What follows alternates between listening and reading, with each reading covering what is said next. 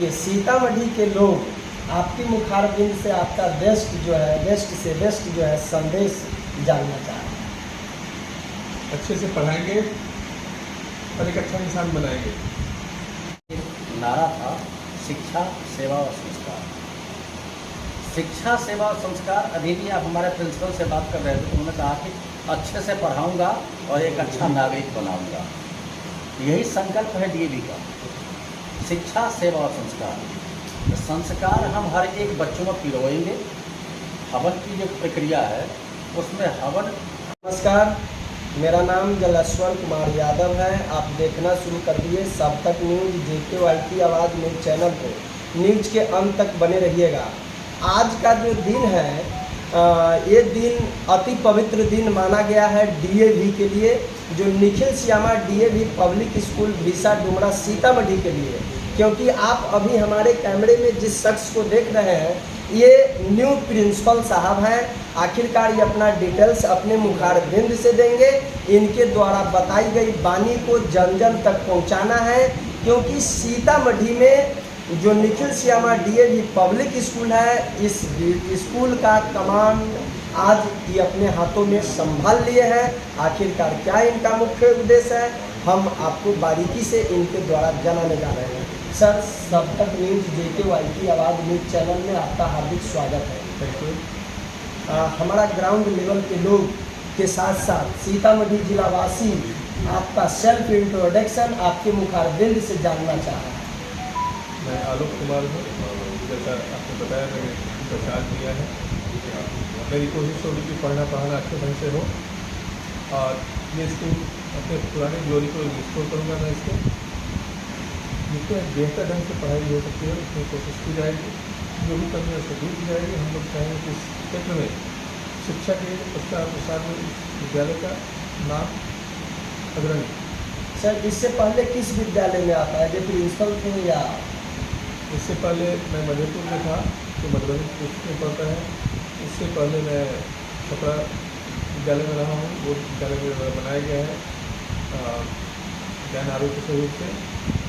और इसके पहले तकरीबन 25 वर्षों से मैं दी हुई। जैसा कि मुझे 2-3 रोज पहले ही जानकारी मिल गई, आपका जो ही नाम का चर्चा यहाँ हुआ, क्या बात है आपके अंदर, जो लोगों ने बड़ी जोर से आपके नाम का जो है गुणगान किया और कहें कि जो उम्मीद करता हूँ कि जो सीतामढ़ी में जो Nikhil Shyama DAV public school है उनके नेतृत्व में प्रतिनिधित्व में बेहतरीन ढंग से काम करेगा।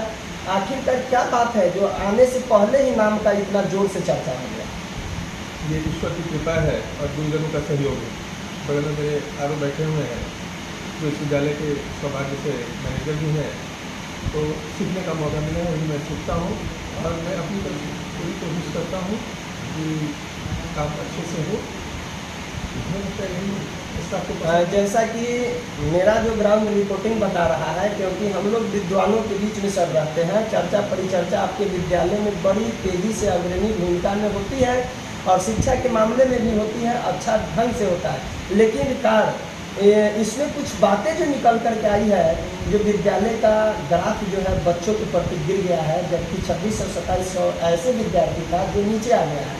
आखिरकार आपके नेतृत्व में, आपके प्रतिनिधित्व में क्या रहेगा? जो कमियाँ हैं उसको दूर की जाएगी और विद्यालय फिर से अपने स्थान को प्राप्त करेगी।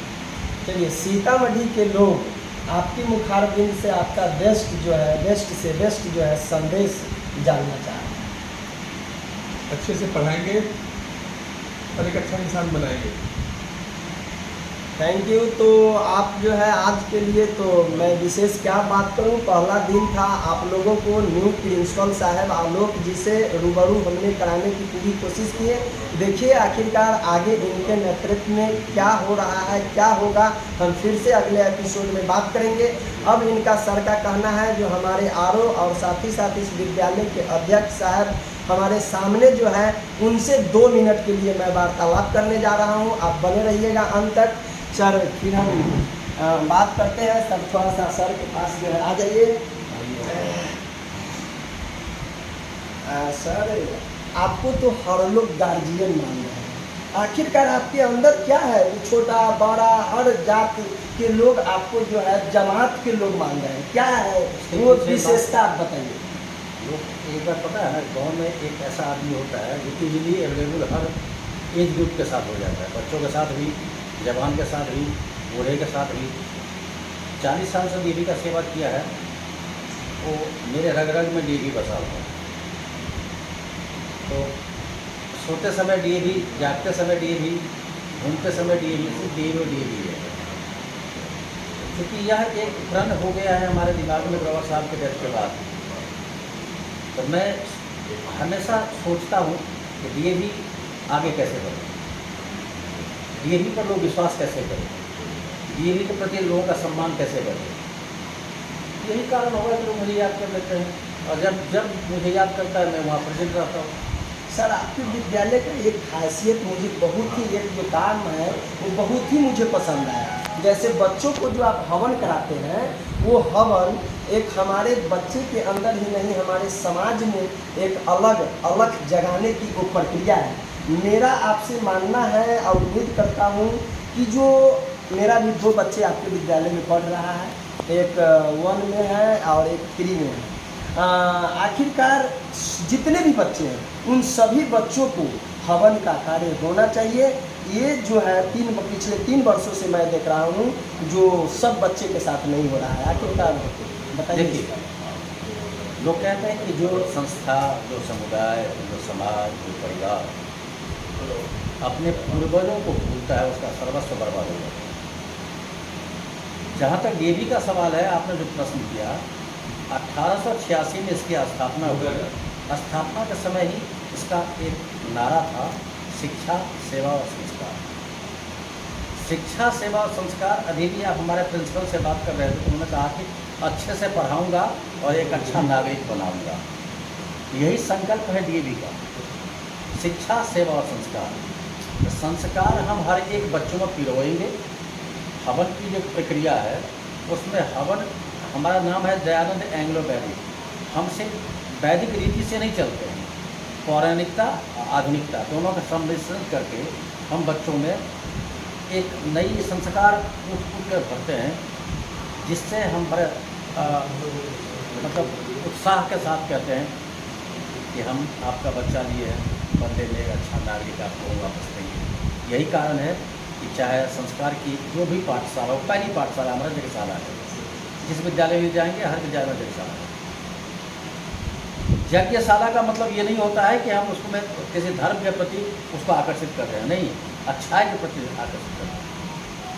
आज समाज का नियम ही है कि आप आगे बढ़ो, दूसरों को भी आगे बढ़ो, सत्य के रास्ता पे चलो, दूसरों को भी सत्य के रास्ता पे चलने का उत्साह हो। आजकल का युवा पीढ़ी और खास करके बच्चों में जो जागरूकता होना चाहिए, उस जागरूकता से हट करके बच्चे इस टेक्निकल जो मोबाइल है, मोबाइल की दुनिया की ओर ज़्यादा जो है आकर्षित हो रहा है। उन बच्चों को आप क्या कहेंगे? मैं उन बच्चों से कहता हूँ कि आकर्षण, बच्चों से कहने से पहले मैं माँ पिता से कहता हूँ कि अगर आप दिवाली के अवसर पे अपने बच्चों के साथ में फुलझड़ी खरीदने के लिए अगर जा रहे हैं, दीपावली में कुछ लाइट खरीदने के लिए जा रहे हैं, तो बच्चों का आकर्षण होता है जिसमें बहुत अधिक लाइट होता है, तो फिर आकर्षण होता है कि नहीं पापा इसी। बच्चों को यह नहीं पता कि सिर्फ आकर्षण है, लाइट नहीं है, उसमें ज़िंदगी नहीं है। सबसे पहले माता पिता को चाहिए कि जिस चीज़ का यूज करने के लिए बच्चों को देते हैं उसके प्रति उनको सावधान करना, इसकी खासियत क्या है, इसमें अच्छाई क्या है, इसमें बुराई क्या है, और जिसमें अच्छाई अधिक है उसके प्रति बच्चों को आकर्षण देना चाहिए। जो आप करेंगे वही बच्चा करेगा।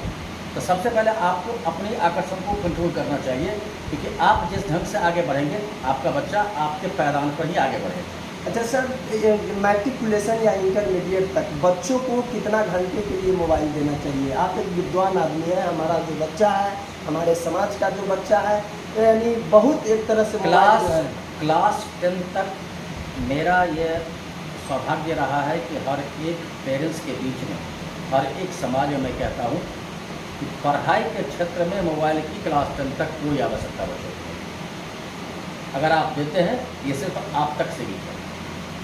उसका टेक्स्ट बुक है, टेक्स्ट बुक से विद्यालय में या घर में जहाँ पढ़ता है उसे पढ़ाई होती है। मोबाइल का कोई रोल नहीं है।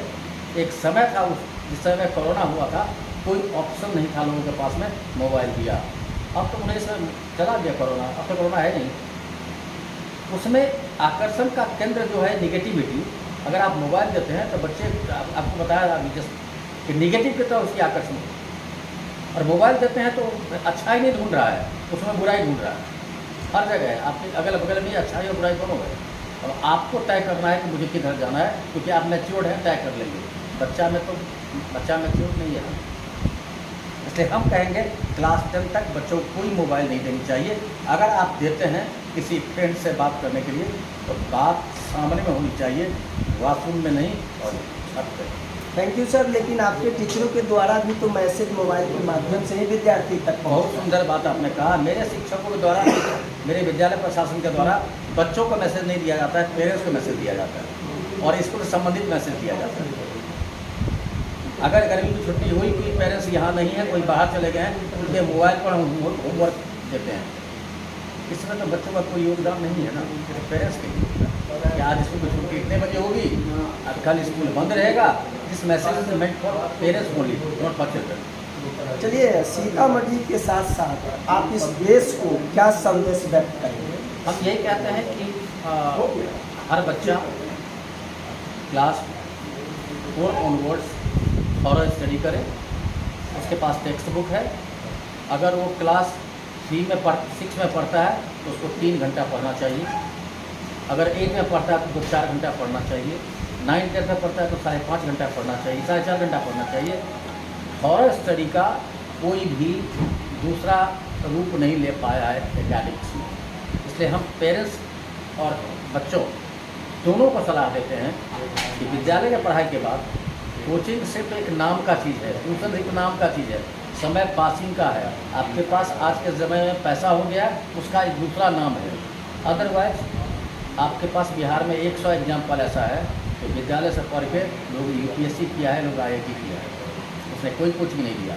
इसलिए मेरा संदेश ये है हर बच्चों को, बच्चे आप अपने समय को अपनी पढ़ाई में लगाएं और जिस वर्ग में है उसका 50%, जिस वर्ग में है उसका 50% समय अपना व्यक्तिगत सेल्फ स्टडी में लगाएं।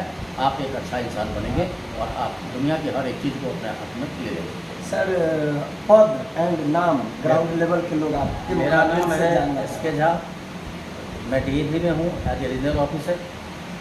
मैं विगत 40 साल से DAV में काम कर रहा हूँ। तो आपने सुना RO साहब को, न्यू प्रिंसिपल साहब को, इन लोगों ने जो बातें बताई है, आपके तकदीर को बदलने वाली बातें बताई हुई है।